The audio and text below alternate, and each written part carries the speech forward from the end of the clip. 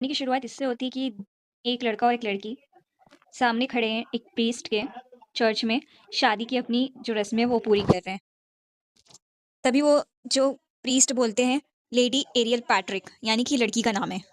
क्या आपको जब वो ये सब बोल ही रहते हैं होते हैं तभी लड़की सोचती है मैं पैट्रिक फैमिली की एक लौती बेटी हूँ, इसलिए मुझे ना चाहते हुए भी इस ड्यूक से शादी करनी पड़ रही है। प्रीस्ट जो शादी की बातें वो आगे बढ़ाते हैं और बोलते हैं क्या तुम ड्यूक ऑस्टिन को अपने पति के तौर पर स्वीकार करती हो। उनकी शादी के जो माहौल है उसमें इतने सारे गार्ड्स भी खड़े हैं उनकी रक्षा के लिए, और पूरा ये जो राज्य है और यहाँ का जो हेड सारे वो सारे उनके शादी में आया, वो बोलते हैं उनके सामने कि क्या तुम इसका साथ चाहे अच्छा हो या बुरा सब समय पर निभाओगी।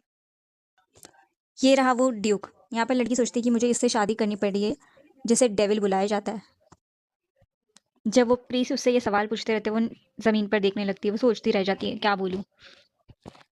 तो प्रीस उससे वापस से पूछते हैं क्या तुम्हें मंजूर है। वो बोलती है दिमाग में कि वैसे भी हाँ मेरी बड़ी चल रही है ना, वादे शादी, और घूरने लगती है प्रीस्ट को। वो थोड़ा सा शॉक हो जाता है और डर जाते हैं। तभी ड्यूक बोलता है बहुत हुआ। और प्रीस्ट यहाँ पर ड्यूक बोलता है तुम्हारा हाथ। वो लड़की को बोल रहा है। वो बोलती है तुम क्या कर रहे हो, और सोचती है अगर इसने कुछ ऐसा वैसा करना चाहा तो मैं। वो उसका हाथ पकड़ लेता है बिना उसके दिए हुए ही। वो डर जाती है कि आखिर ये करना क्या चाहता है। वो उसके हाथ में एक अंगूठी पहना देता है। वो बोलती है एक अंगूठी। वो उस अंगूठी को ध्यान से देखने लगती है और वो ये अंगूठी पहनाकर इसे चल देता है और बोलता है मुझे बहुत अर्जेंट मैटर है, बहुत काम करना है, मैं जा रहा हूँ। यहाँ पर वो लड़की पूरी तरह से सोचने पड़ जाती है ये क्या था। और प्रीस्ट अपने उसी काम में लग जाता है वापस से, मंत्र सारे जो है वो बोलने लगता है। यहाँ लड़की को बहुत ज़्यादा गुस्सा आने लगता है। बोलती है सच में तुम ये मेरे साथ कर रहे हो, वो भी हमारी शादी के टाइम पे। तभी प्रीस्ट पीछे से बोलता है मैं तुम दोनों को अनाउंस करता हूँ हस्बैंड और वाइफ के तौर पर। यहाँ पर वो पीछे ही खड़ी और ड्यूक चला जा रहा है उसे छोड़कर, और वो खड़ी खड़ी सोचते रह जाती है और बोलती है लगता सिर्फ इस शादी में ढकेले जाना काफ़ी नहीं था कि मुझे ऐसे इंसान को अब अपना पति भी मानना पड़ेगा। तो हम देखते हैं अभी एक शाही सा महल सब जगह जगमगा रहा है, पर हमारी फीमेल लीड अभी भी चिंता में। वो बोल रही है आज से मुझे उसे ऑस्टिन एल्फ्रेड को मेरा पति मानना पड़ेगा। उसे लोग डेविल बुलाते हैं क्योंकि वो बहुत खूंखार है। वो राजा का छोटा भाई है, और इसके अलावा कि वो राजा के प्रति बहुत ज़्यादा समर्पित है, उसके अंदर कोई इमोशन ही नहीं है। आग की लपटों से घिरा ये शहर, और बहुत सारे शहीद होते सिपाही। वो सोचती है बस उसे इसी जंग के मैदान में जाना ही अच्छा लगता है। ये सोचना कि इस जैसा इंसान मेरा पति, ये तो मैं सहन ही नहीं कर सकती, चिल्लाने लगती है। तभी उसकी नौकरानी बोलने लगती है ऐसा मत कीजिए, ड्यूक को सबसे ज़्यादा नफरत शोर मचाने से ही है। वो बोलती है वैसे भी मैं इसके सामने खड़ तो नहीं पाऊंगी और बच भी नहीं पाऊंगी।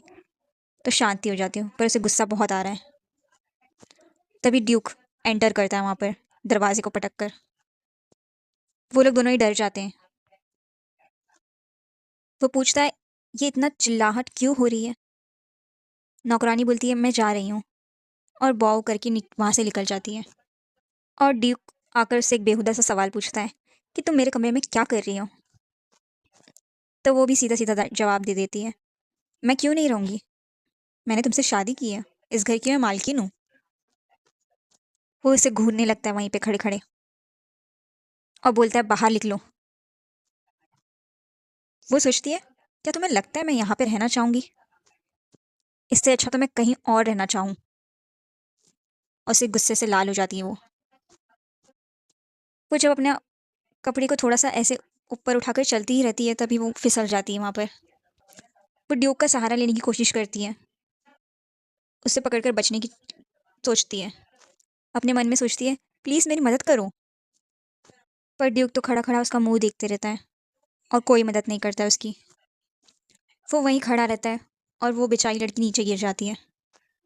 वो सच में डेविलिश है। बेचारी लड़की नीचे ज़मीन पर पड़ी हुई है। वो बोलती है, अब तो ये हद हो गई है। तुम बस वहाँ खड़े रहे और अपनी वाइफ को गिरते हुए देखा। तुम सच में इतने घटिया हो ना। मैं तुम्हारे जैसे इंसान के साथ कभी रह ही नहीं सकती। पर उसे तो ऐसा लग रहा है शर्म ही नहीं आ रही है। वो मुस्कुराने लगता है और अपनी गर्दन को ऊंची कर कर अपना घमंड दिखाने लगता है। तब वो सोचती है, क्या ये क्या ये अभी मेरे पर हंसा। वो मन में सोचती है, अगर अच्छा ही होता ये चिल्ला देता, मगर ये तो हंस रहा है मुझ पर। तभी वो उसके पास आने लगता है और उसका हाथ पकड़ लेता है। वो पूरी तरह से डर जाती है। तब वो बोलता है, चिल्लाओ मत। किस तरह से उसने उसका हाथ पकड़ रखा है। वो उसे बोलता है कि ये तुम्हारी कोई आराम करने की जगह नहीं है जहाँ पर तुम टहलो। समझ गई? तो अब बाहर निकलो। और इसे धक्का देकर बाहर निकाल देता है और अपने कमरे के दरवाजे बंद कर लेता है। वो सोचती है कि अभी अभी मुझे बाहर निकाल दिया गया है और क्वेश्चन करने लगती है खुद से ही कि मेरे साथ ये कैसे हो सकता है। मेरा पति मुझे पहले दिन ही धक्के मार कर बाहर निकाल रहा है अपने कमरे से। फिर उसके बाद में सीन सीधा आता है एक राजमहल में। यहाँ पर वो सो रही है। तभी कोई आ रहा है उसके कमरे में। वो दरवाज़ा खोलता है, ड्यूक। और यहाँ पर वो लड़की सोचती है, और इस तरह से वापस से उसने मुझे शर्मिंदा किया। वो वहाँ खड़े हुए इसको सोता हुआ देखता रहता है। वो उसे खड़ के देख रहा है, पर ये यहाँ पर मज़े से सोती रहती है। वो सोचता है, ओह, तो तुम सपने देख रही हो। बहुत लापरवाही है तुम्हारी तो। बहुत ही घटिया है सच में। वो बोलता है उसे देखकर। वो उसकी चद्दर को खींच लेता है, उसके ऊपर से हटा देता है। वो बोलता है, अब उठ जाओ और चलो, रेडी हो जाओ, हमें जाना है कहीं बाहर, बॉल में। जब वो इसे जगाता रहता है तो वो समझ ही नहीं पाती नींद से उठकर कि कौन है ये। वो सवाल पूछती है, कौन? तो ड्यूक कुछ बोलता नहीं है और इसे देखने लगता है। जब उसे समझ में आता है कि ये तो ड्यूक है, वो बोलती है, ये तुम क्या कर रहे हो? ये बहुत ही खराब है जो तुम कर रहे हो। वो सोचता है, क्या? ये किस बारे में बात कर रही है? उसे जैसे कुछ समझ ही नहीं आ रहा है। जब वो वहाँ खड़ा होता है तब कुछ मेट्स लोग उसके पीछे पीछे बात करने लगती हैं ये सीन देखकर। वो सोचता है कि ये तो हो ही नहीं सकता। वो अपने हाथ को चद्दर से हटाकर बिस्तर पर रख देता है और लड़की के थोड़ा पास चला जाता है और बोलता है, ये तुम्हें खराब लग रहा है, इम्प्रॉपर लग रहा है। तो अब ये सीन देख सकते हैं जहाँ पर वो सोई है, तो वो उसके ऊपर चला जाता है वहाँ पर बेड पर, कि मेट सारी बात करती होती है। अब ड्यूक कहता है कि तुम शायद पागल हो चुकी हैं, अगर तुम्हें लग रहा है तुम मुझ पे ऐसे इल्ज़ाम लगा रही हो, मैं तुम्हारे साथ कुछ ऐसा करना चाहता था। वो शर्मिंदा हो जाती है और सोचती है, शायद मैंने इसे किसी तरह से बुरा कुछ लगा दिया है, शायद मैंने इसे कुछ ईगो हर्ट कर दिया इसका। तभी ड्यूक बोलता है, तुम्हें सच में लगता है कि मुझे तुम में इंटरेस्ट होगा? वो बोलता है, अच्छा होगा अगर तुम्हें तुम्हारी जगह पता हो। और वापस से मुस्कुराने लगता है। यहाँ पे लड़की और ज़्यादा शर्मिंदा हो जाती है। वो बोलती है, क्या? रुको। और रोने लगती है।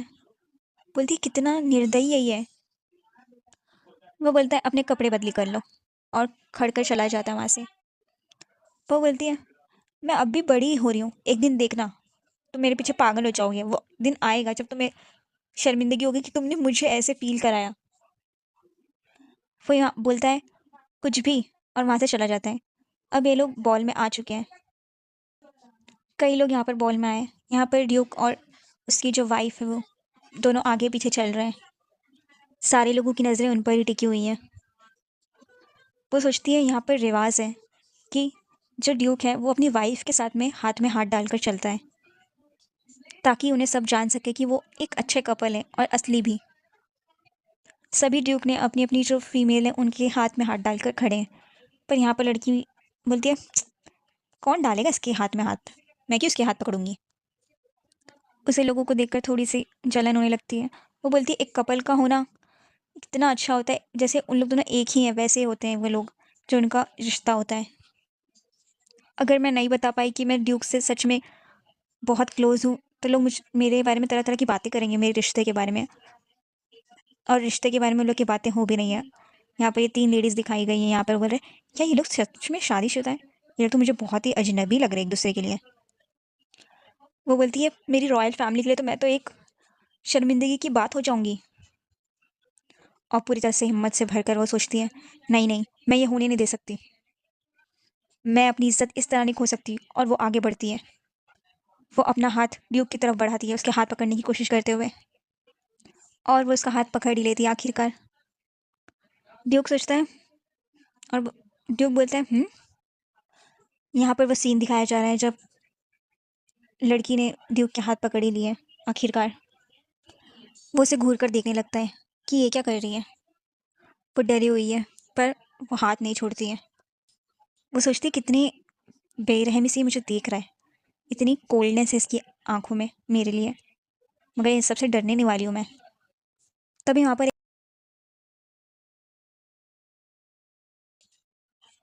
पर एक गार्ड आ जाता है।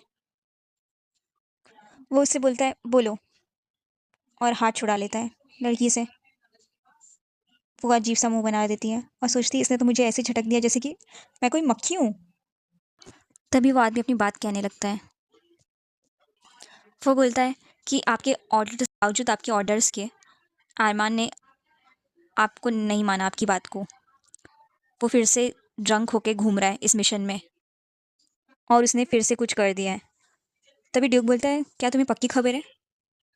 वो बोलता है हाँ, हमारे पास पक्का प्रूफ है, और हमारे सारे आदमियों ने देखा भी है। तो वो बोलता है अच्छा, तो दया करने की कोई ज़रूरत नहीं है, सीधे सीधे उसे फांसी पर चढ़ा दो। लड़की पूरी तरह से डर जाती है। वो बोलती है रुको, क्या फांसी? और सोचती है क्या सिर्फ उसने दारू पिए तो वो उसको मार देगा? वो पूरी तरह से डर गई है बातें सुनकर उसकी। तब वो सोचने लगती है उसे क्या क्या बोला था उसे। उसने बोला था कि तुम सबसे घटिया इंसान हो, मैं तुम्हारे जैसे लोगों के साथ रह ही नहीं सकती, ये जो तुम कर रहे हो बहुत ही घटिया था। ये सारी बात याद कर करके वो रोने लगती है।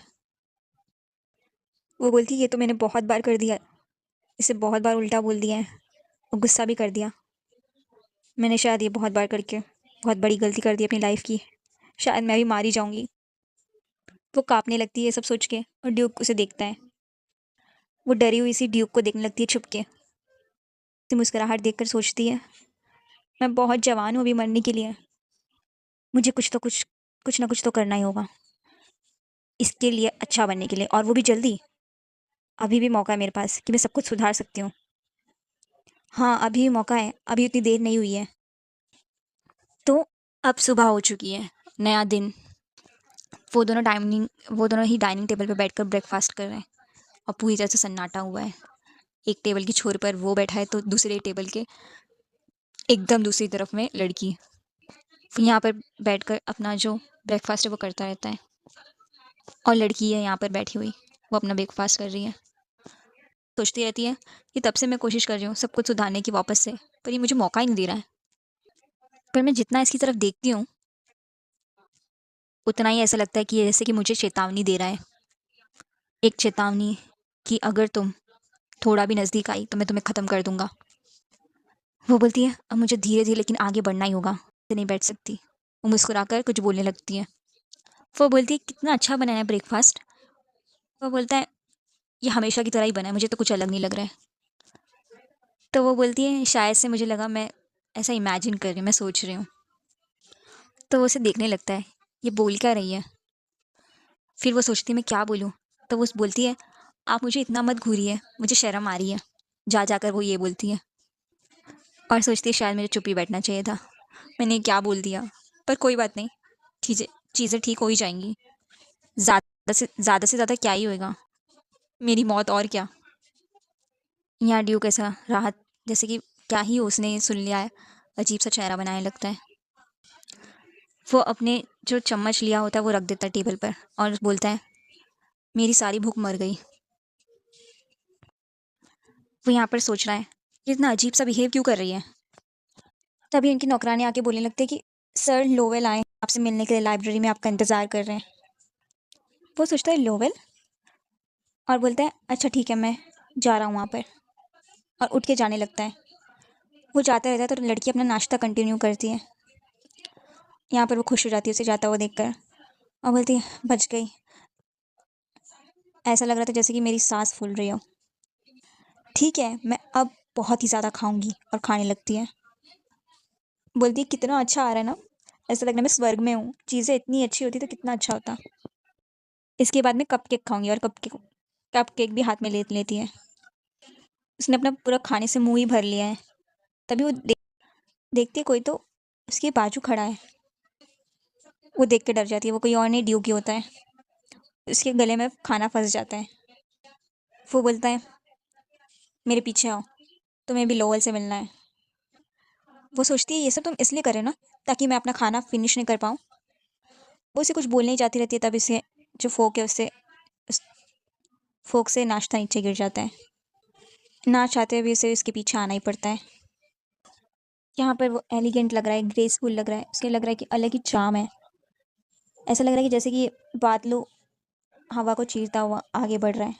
इतना तेज क्यों ही चल रहा है। तभी पूरी कोशिश करते हुए इसका पीछे जाने लगती है। वो सोचती है, तो क्या हुआ, तो क्या हुआ कि अगर ये जल्दी जल्दी चल सकता है, इसमें शो ऑफ करने की क्या बात है। वो बोलती है, मैं थक गई हूँ। तभी ड्यूक रुक जाता है वहाँ पर, और ऐसा लग रहा है वो टकराने वाले ड्यूक से। पर अपने पैरों को वो कैसे पर अपने पैरों को वो कैसे तो भी रोक लेती है। वो सोचती है, कहीं इसने मुझे अपने आप में बड़बड़ाते हुए सुन तो नहीं लिया। ड्यूक फिर से चलना चालू कर देता है, और फिर से तेज तेज चलने लगता है। वो बोलता है ये वो बोलती है, ये इतनी अपनी स्पीड क्यों बढ़ा रहा है। क्या ये सच में मुझसे पंगा लेने की कोशिश कर रहा है। और ये आदमी, इसका नाम लोवेल है, जो कि सालों से ड्यूक का सेक्रेटरी है। वो यहाँ पर खड़ के सोच रहे हैं, मुझ पे कितना काम का बोझ रहता है, मगर ये सब काम मेरे लिए बाएं हाथ का खेल है। ऐसा कोई काम ही नहीं है जो मैं नहीं कर सकता सेक्रेटरी के तौर पर। लड़की की भाग भाग के हालत खराब हो गई है। ड्यूक बोलता है, हम लोग पहुंच गए, अपने आप को संभालो और सही कर लो। वो लोग दोनों लोवेल से मिलते हैं। वो उन्हें बाव करता है। यहाँ पर हमारी राइट यहाँ पर हमारी राइटर लिखती है कि भले ही लोवेल एक बहुत ही अच्छी स्माइल दे रहा हो एरियल को, यानी हमारी फीमेल लीड को, पर एरियल को देखकर ऐसा लगता तो नहीं है। वो डरी हुई है, उसकी आंखों में डर है, उसका गला सूख रहा है। यहाँ पर वो ऐसे देख रही है लोवेल को, जैसे कि कोई इंसान जिसने कई रात तो नींद नहीं ली है। वैसा चेहरा लग रहा है उसे लोवेल का, जो काम के बोझ तले दबा हुआ दिन रात काम कर रहा है। यहाँ पर वो ड्यूक को देखकर बोलती है, वो आदमी, क्या वो ठीक है। ऐसा लग रहा है वो उसकी स्माइल, ऐसा लग रहा है खालीपन है उसकी स्माइल में। पर यहाँ पर ड्यूक को गुस्सा आने लगता है, और वो बोलता है कि मुझे अपने गुस्सा संभालना पड़ेगा।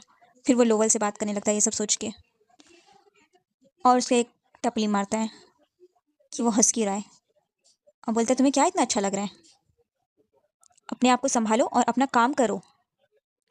यहाँ पर एरियल पूरी तरह से डर जाती है। वो बोलती है, ओ माय गॉड, ये तो अपनी सेक्रेटरी के लिए भी इतना क्रूर है। बस वो हंस रहा था, इसने इसके लिए उसे ये सब कहा। अचानक से सन्नाटा छा जाता है वहाँ पर। तभी लोवल बहकी बहकी बातें करने लगता है। वो बोलता है, माय लॉर्ड, क्या आप मुझे एक बार और मार सकते हैं। क्या है ना, मैं अच्छी तरह से जाग जाऊंगा। तभी ड्यूक मुस्कुराते हुए बोलता है, कितने अच्छे हो तुम, मुझे भी अपने गुस्सा उतारने का कोई अच्छा मौका चाहिए था। वो आगे बढ़कर उसे उसे फिर से मारता है एक और मुक्का। यहाँ पर लोवेल सोच रहा है, नहीं, क्या वो सच में मुझे मार रहा है, और हवा में उड़ जाता है। उसका चश्मा कहीं और गिर जाता है, वो ज़मीन पर उसके ज़ोर से लग गई है उसे गाल पर। वो बोलता है, ये बहुत ही सही था मेरे लिए एक उठने के लिए कॉल, मास्टर। मैं इससे पूरी तरह से जाग गया हूँ। यहाँ पर लड़की वो सब देखकर शॉक हो जाती है और बोलती है, क्या सिर्फ मारना और मार खाना पसंद है। कौन होता होगा जो इस दुनिया में बोलता रहेगा कि मेरे को मारो। यहाँ पर एरियल उसे खड़कर देखने लगती है। तभी ड्यूक बोलता है, यहाँ पर बहुत काम पड़ा है और तुम्हें नींद की पड़ी है, लॉवेल को। और वहाँ से जाने लगता है, बोलकर कि जितना जल्दी हो सके उतना जल्दी काम ख़त्म करो। वो अपने चश्मे ढूंढने लगता है, लोवेल। तभी एरियल को उसका चश्मा दिखता है। वो उसे चश्मा देखते हुए बोलती है, क्या तुम ठीक हो? एरियल के जो वो खाकर आई है उसके टुकड़े रह गए। जैसे एरियल के आगे उसके चेहरे पर सब कुछ चमक रहा हो, वो उस लोवेल उसे ऐसी नज़रों से देखता है।